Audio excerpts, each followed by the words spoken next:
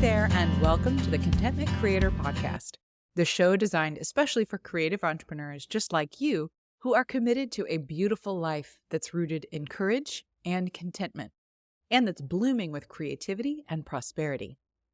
I'm your host, Ellen Broen, a certified life coach, a singer, a mother, and a lover of alliteration, dogs, and deep conversation. This show is designed to become a part of your daily routine to help you, fellow contentment creator, dig deep to clarify your life vision, catalyze your creative flow, and fuel your entrepreneurial fire in just a few inspiring minutes each day. Each Wednesday, we talk about community, and today's episode is all about building a veritable village of support. You know that saying, it takes a village to raise a child? It sounds so lovely, doesn't it? Like your kid is going to grow up in a Hallmark movie village where everyone bakes bread, offers free babysitting, and teaches them life lessons while you sip tea on the porch. But let's get real. Nobody's village looks like a Hallmark movie of smiling parents and charming neighbors. Sometimes it's more like a chaotic group text thread where half the messages are about missing shoes, and the other half are GIFs depicting your kiddo's latest meltdown. The truth is, a village can be the difference between you feeling the lava rising from inside of you about to explode in the form of yelling at your kids, and you being able to pause and respond with calmness and maybe a little comic relief. So how do we build the village we need as parents?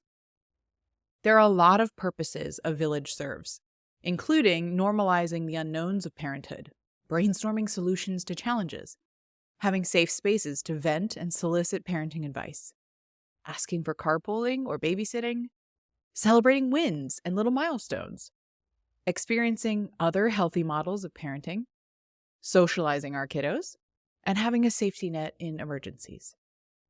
The underlying theme that connects all of these is having the support you need. And here we come back around to that pesky old question I've asked before on this podcast, and will ask again and again. What do you need? I'll help you out by taking a guess at what you don't need, which are people in your village that make you feel the need to explain yourself and your choices. People who make your guard come up because you feel judged, and people who don't freely reciprocate. So to be direct, a member of your support system who activates your nervous system is not a member of your support system. Today we're talking about how to build the support system you actually need. One that nurtures you, lifts you up, and makes parenting feel a little less like a solo space expedition. The first step to building your village is getting crystal clear about what you need. Not what Instagram says you need, not what your cousin Karen insists you need, what you actually need.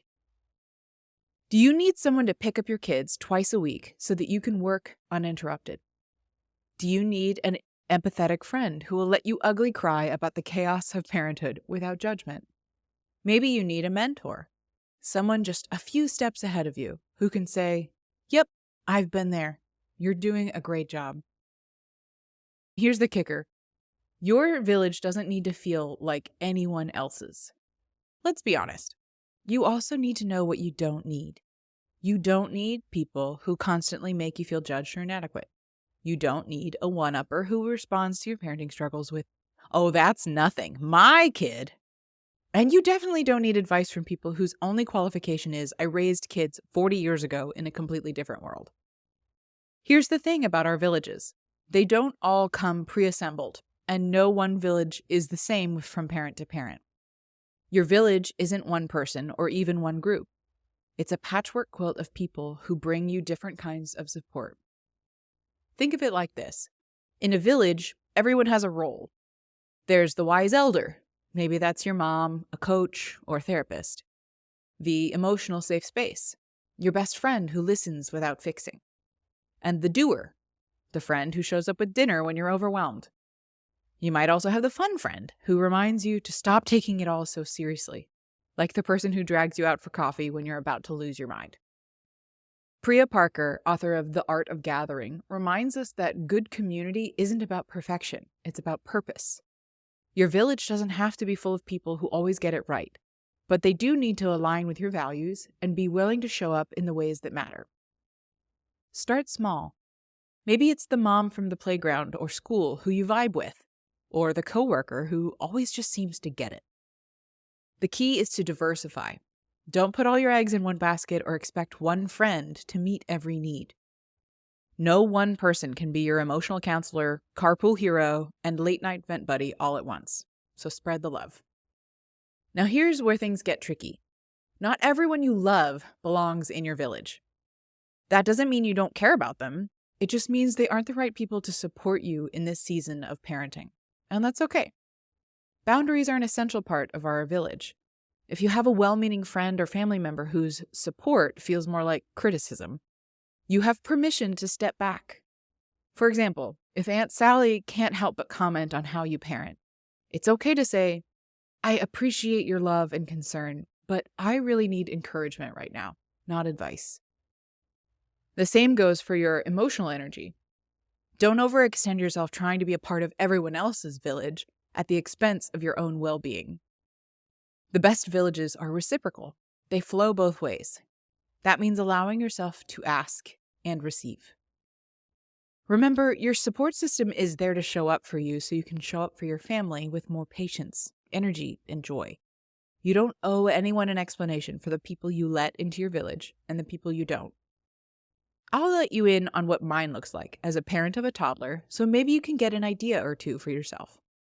One person in my village is the expert in healthy toddler snacks and developmental play toys. I have one person I call when I'm frustrated with motherhood and the existential weight of it all, and I need a perspective shift. I have one person I text when I've had a hard day and just need someone to tell me I'm doing a good job. One forum I'm in is where I can share a picture of a rash and receive mostly helpful, and admittedly sometimes unhelpful, suggestions for care. I have two friends I can call for a girls' night out when I don't want to talk about anything related to parenting. I have Facebook friends and distant relatives to celebrate the little wins and milestones. I have a nanny for work hours and family members to babysit in emergencies. I have one friend who is the queen of creative family costumes, hilarious Christmas cards, and clever household hacks for kids. I have two mom friends who practice conscious parenthood, one mom friend who's as crunchy as I am, and one parent couple who are perfect for a double date night out. I have a couples therapist for getting realigned with my husband when we get out of sync. I have my therapist and life coach, a call or text away if I get triggered or tripped up and just need the space to reflect deeply. That's probably not everything and everyone, and just so you know, not all of these are different people. These are just the many different needs I have as a parent of a toddler right now. Knowing who can help me cover what need is how I've woven together my village in my long distance and local support system. Like everything in life, building a village isn't about perfection. It's about finding your people, the ones who make you feel less alone, who share your joys and lighten your burdens. Parenting was never meant to be a solo act.